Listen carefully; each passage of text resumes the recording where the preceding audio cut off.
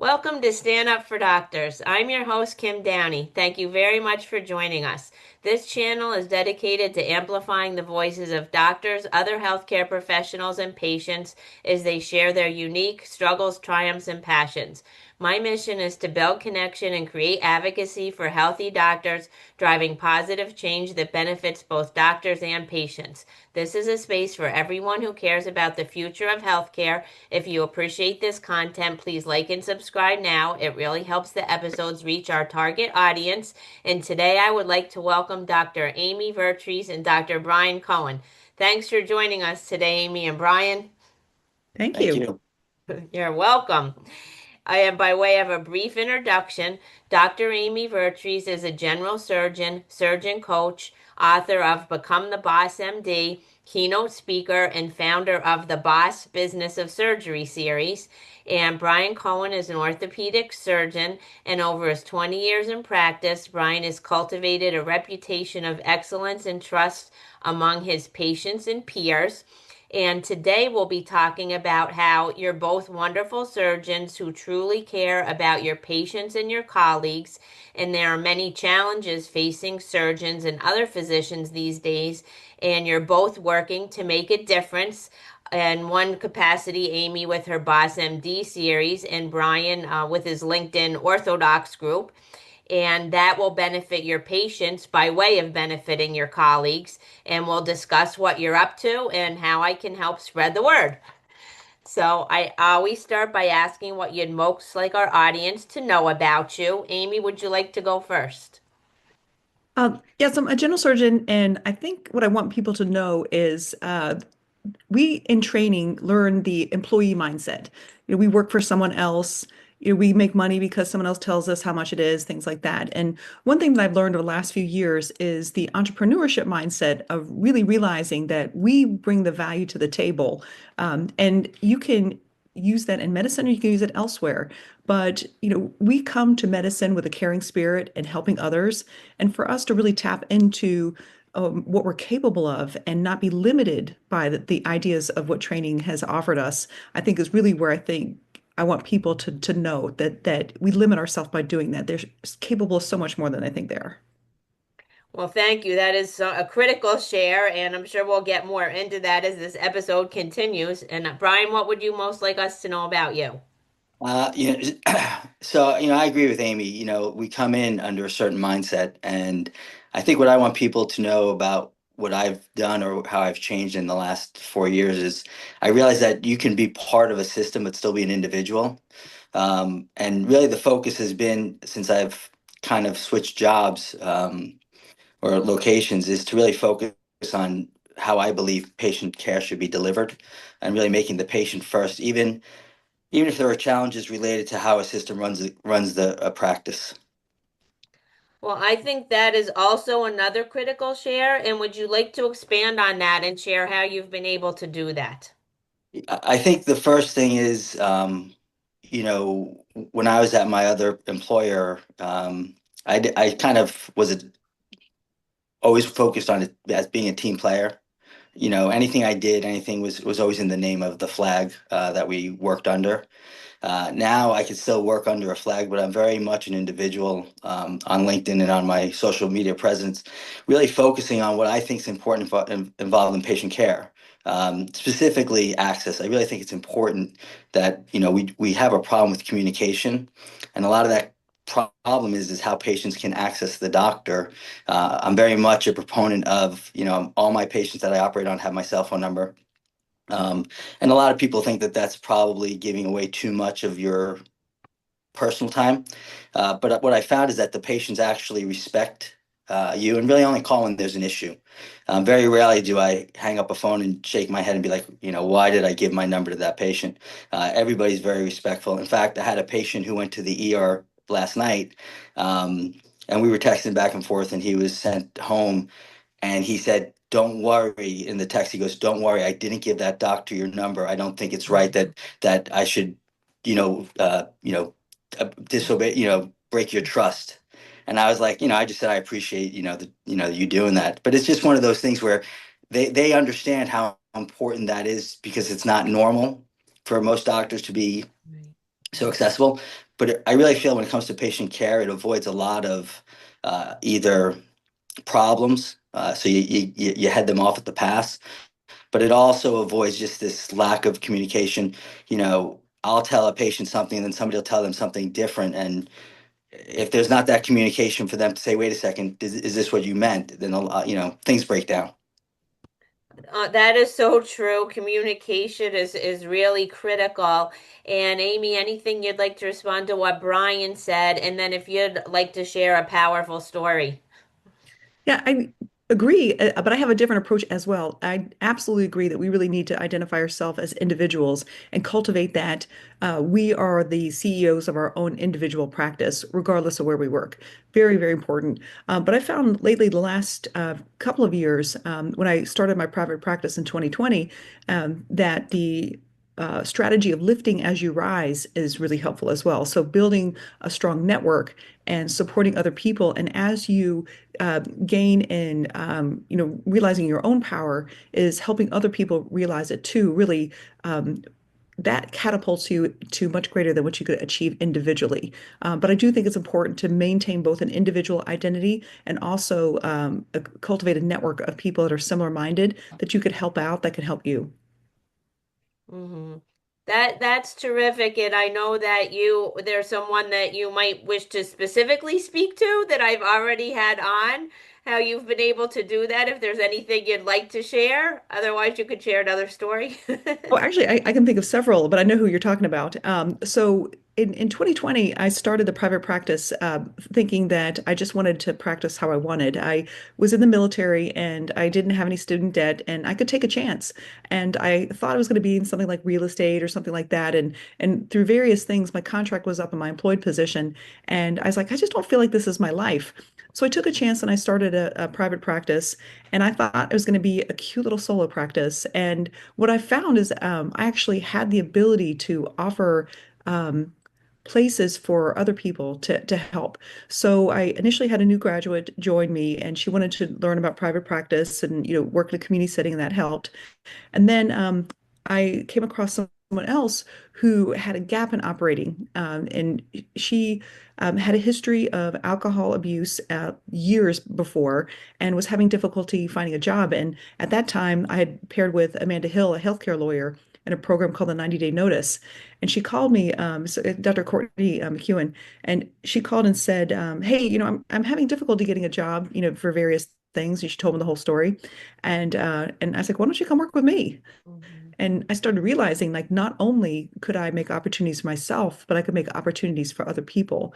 And so her joining us has been like one of the best things that happens because, another limitation that we had was I worked for one hospital down here.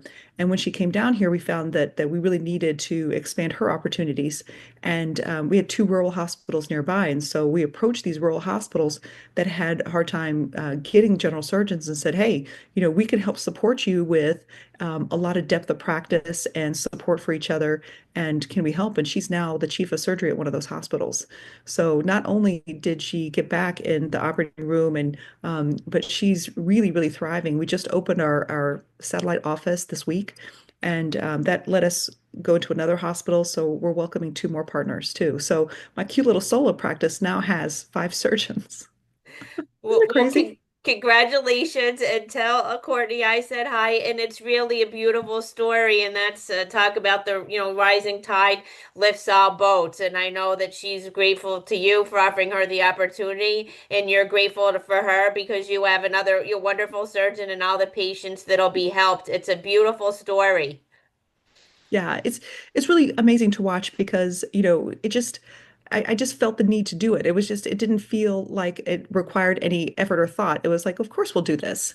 And of course this is what the path is. And over the last few years, I've been very open to whatever life holds, even if it seems somewhat contradictory. So it's been really amazing to watch people lift and grow. And now she's mentoring our, junior colleagues and stuff too. It's just amazing. And this has only been, a couple of years. It's crazy. That's fantastic. And Brian, if there's anything you'd like to share in relation to what Amy said, or another story, or just the messages you want to share with your colleagues. Yeah, I mean, going back to kind of the core principle is, having a team around you that kind of pulls in the same direction. We're working towards a private practice. Yeah, it's been a little bit of a, I don't want to call it a struggle. It just takes time.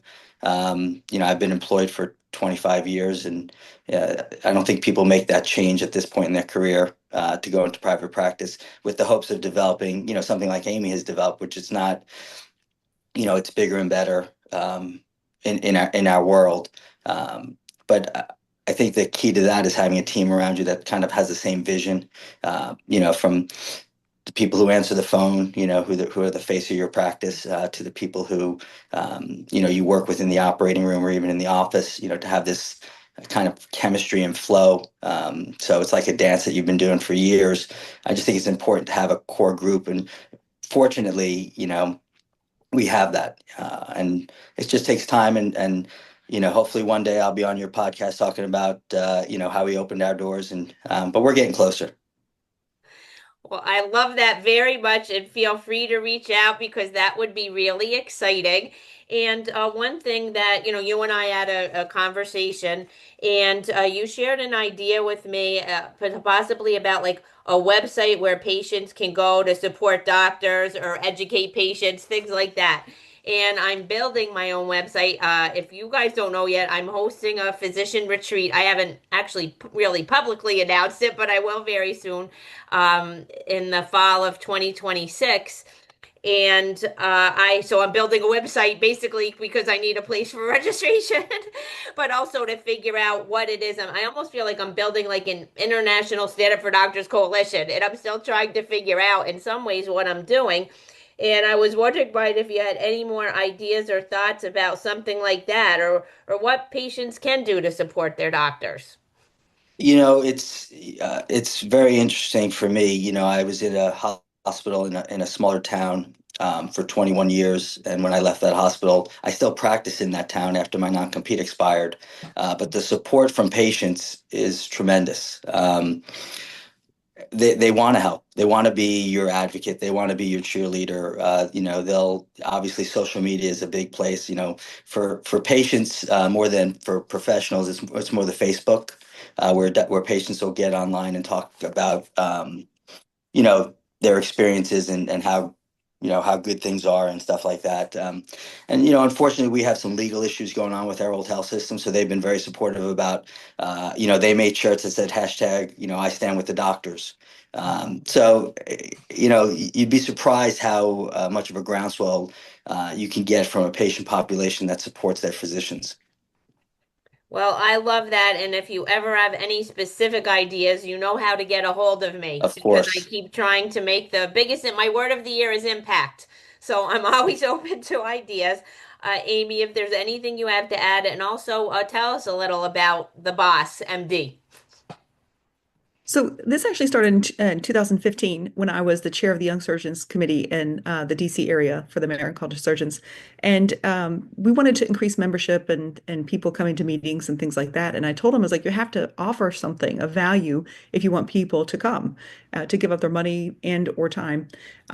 So at that time, I was transitioning out of the military and looking for a job and things like that. So all the things that I needed to know, contracts and negotiating and dealing with other people and building a practice, all those things I needed to know. So that's where the Boss Business Surgery series started. But then I went on my third deployment and moved and dropped for a little while, and it picked it back up in 2020 when I was like, that was a good idea. But at that time, not a lot of people were doing that. And so when you're at the tip of the spear and you're doing something new, like a retreat and things like that, when you're doing something new, you look around and you don't see examples. And if you are not sure of yourself and you're not really sure and listening to yourself, you may look around and say, well, no one else is doing it. I must be wrong. And it was around that time that my network was people that were starting to do something that was new and interesting, and then realizing that doing something new is not wrong. So then at that time, I started coaching. I got coaching myself, and I said, this actually really works. So I became a coach myself, and paired with two other surgeons for a year. And we did that for a while. And then about after a year, we went in different directions. We had different goals. And I started a podcast just to convey some information.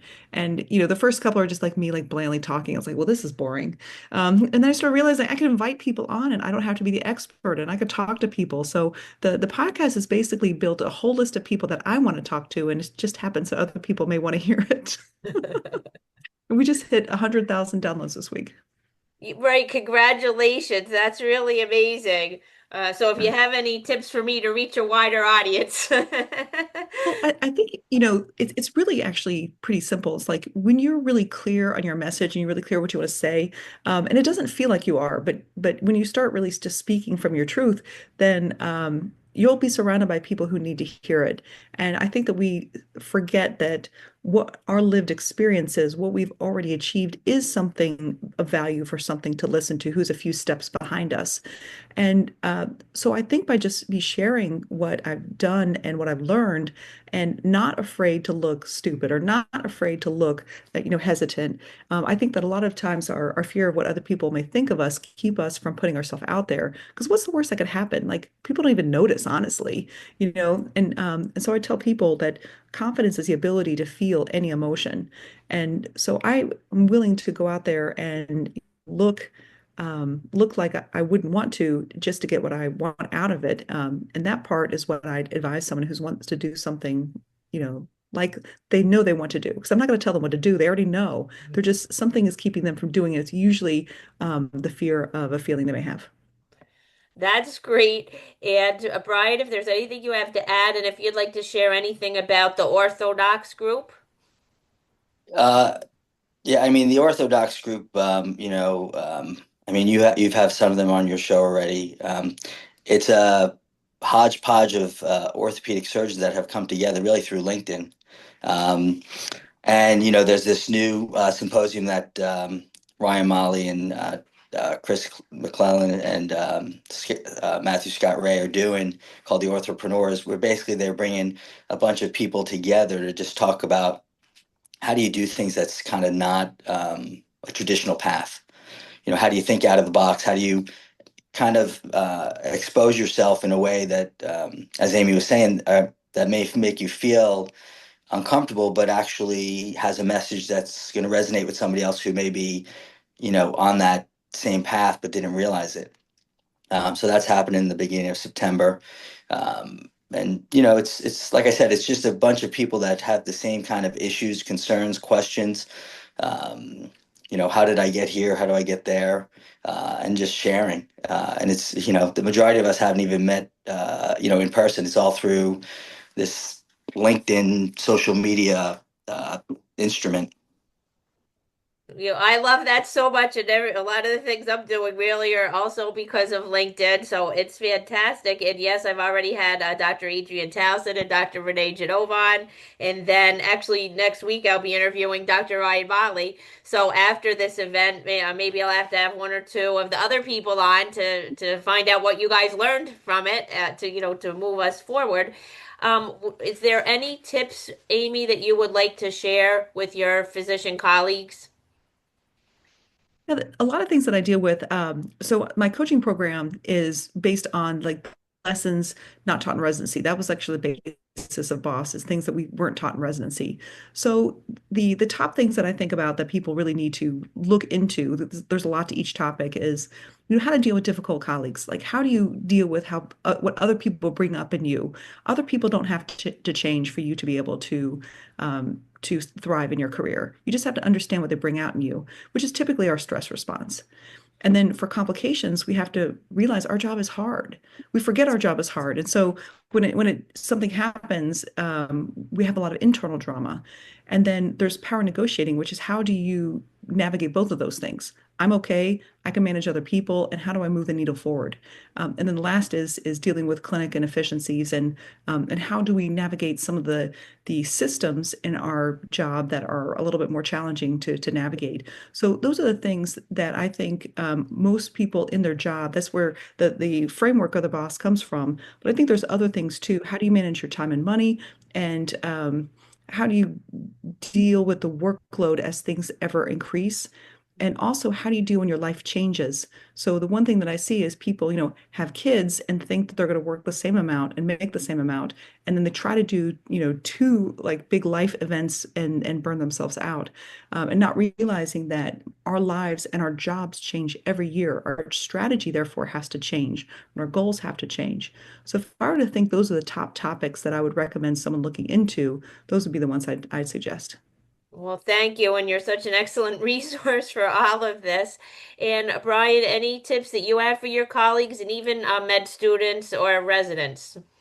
Uh, you know, um, I just really think that if you're having problems in your job, whether it's not fulfilling for you, I think as hard as it is, you need to take a step back and decide if it's really what you want to do. I always talk about if you love your job, you never work a day in your life. And, that's how I really feel. I actually enjoy getting up, going to work. I enjoy whether it's clinic or operating. I just, it's something about it for me that just is very fulfilling. And, it doesn't feel like work. And I just feel like that people who are unhappy, who lash out, specifically in the operating room, there's plenty of stories out there where, they just treat people wrong. And it's really something within themselves that's the problem. It's not that somebody did something wrong. It's what they're dealing with internally. And I think, we only live once. And really, if you can find the thing that really makes you happy, I think that's what you should do. And unfortunately, if it means a career change, it's probably the right change. And I just think that it's when you're frustrated in what's going on, you got to take a step back and find out, why am I unhappy, um, and then try to resolve it that way. But sometimes it's looking and saying, this is not for me. Right. And speaking of course, I have heard many stories of like horror stories in the OR, and I've learned and talked a lot about trauma-informed coaching and therapy this year. And I guess we could say it's a reason, not an excuse, right? And hurt people hurt people. So those who are lashing out are hurt or hurting or something, and it's a reason but not an excuse. We need to treat each other with kindness, especially in an operating room. So Um, doing what you need to do to keep yourself safe and yeah. yeah, go ahead. One of the quotes that I came across recently that really sums it up is it talks about culture, and it basically says culture is how your coworkers feel, Sunday night before Monday, going to work on Monday morning. So I mean That's great.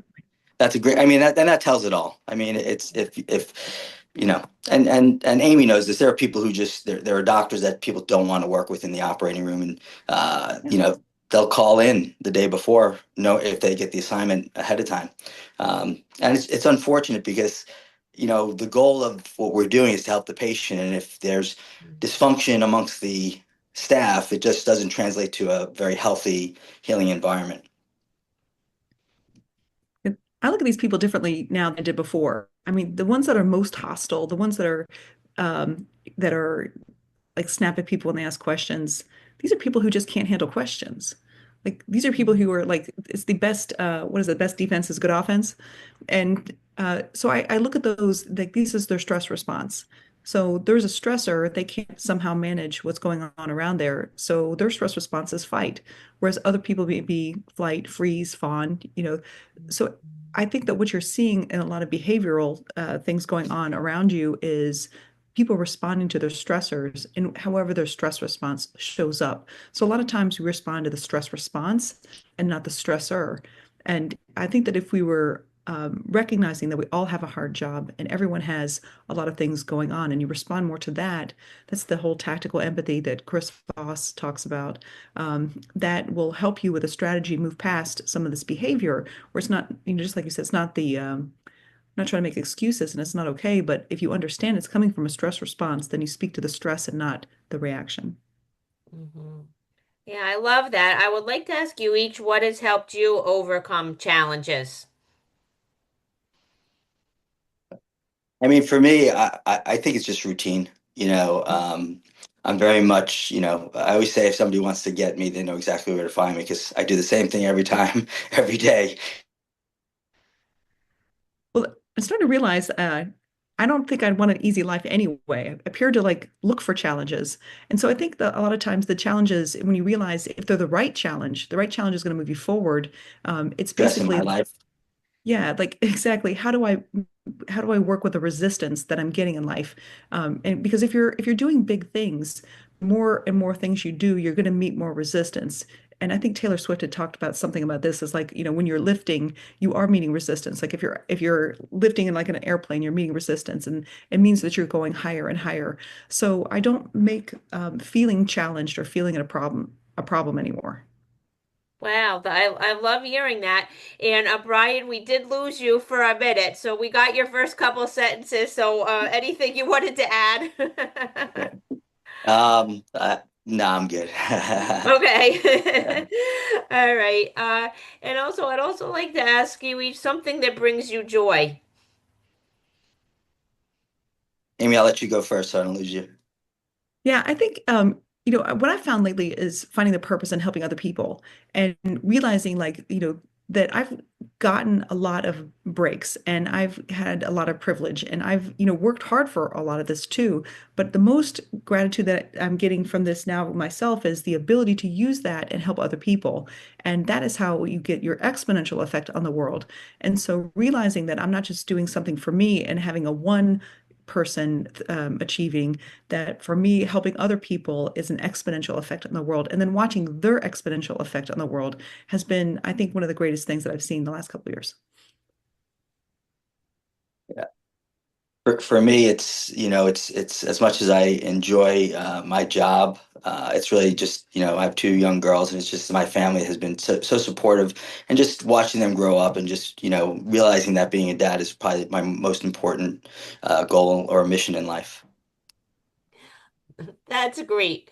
And I'm also wondering any suggestions for patients who wish to support their doctors. I mean, like I said, having had direct experience with patient support for what we've gone through, um, it's nice to see. It's nice to hear. Patients just telling your doctor, either, I appreciate what you've done, or I hashtag I stand with you and your colleagues. I mean, I think that patients need to realize that we're not much different than them, and that I don't think they should hold us on a pedestal or anything like that. And I think that, kind words always go a long way. I think being aware that this we are not necessarily the system, and we're both fighting the system. It's that, their premiums are going up. It costs them extraordinary amounts to do things.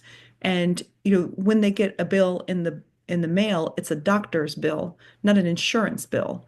And of course, we don't see that as well. So, helping patients see, looking behind the curtain of the system, I think will help when they realize that we are on their side and that there's all these, pigs at the trough that we're all suffering from, that put barriers between us and the patients. And so I think, trusting our patients to be aware of what the system is and to get, to let them know that we're on their side and also to get their help because we do need their help to speak up. Patients vastly outnumber the amount of administrators. And if, it's very similar to politics here too. If you don't like what's going on, you get the people who are actually have the power. And I think we feel powerless, but it's the vast number of patients and also physicians. We are the consumers. We are the ones bringing the value, and these are the people who should be speaking up more. And if we work more together, that I think is where some real change will happen. And that's what I'm trying to do. And that's why this is called Stand Up for Doctors, and the fours in parentheses, because when I'm interviewing doctors, I'm saying stand up, raise your voice, share your stories exactly like the two of you are doing today. And then when I interview others that intersect with healthcare, that's where the four comes in, that we need to stand up for doctors. And as Dr. Kathy Stepien says, everyone wins when physicians are well, and physician advocacy equals patient advocacy. Dr. 𝗵𝘆𝗀𝗃𝗃 said that. And if doctors are well resourced physically, emotionally, and technically, then patients are going to get the care that they need. So that's such an important message. And as we wind down, Brian, is there anything else you'd like to share with our audience, or anything you'd like to ask Amy? Well, I mean, just going back to your point, what people, at least, at my old institution, realize is that the patients don't go to the institution, they go to the doctor.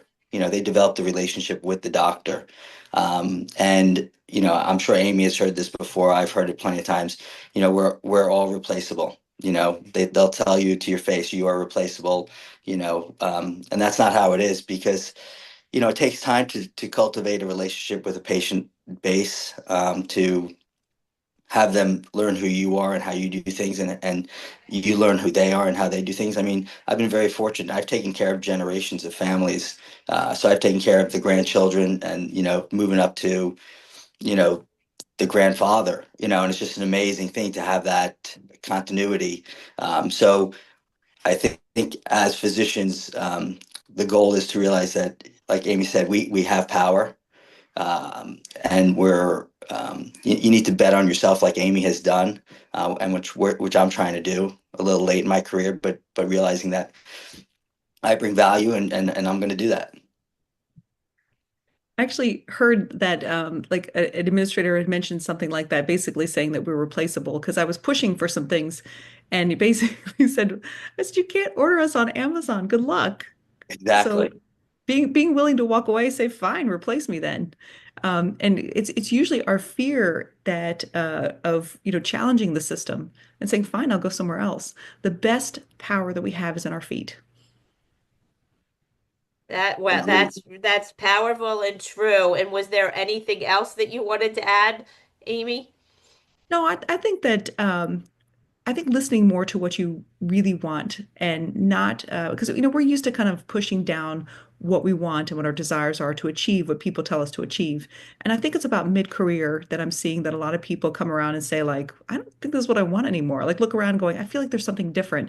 And that's really the thread to pull on is what is this something different? And because just like you, Kim, I mean, you already know that you want to have a retreat. You already know what you want to do, but there's the I don't know how, or I don't know, or no one else is doing it. Those are the things that keep us, and that's actually the easiest problem to fix. It's, just speaking out loud what you want to do is how things start happening.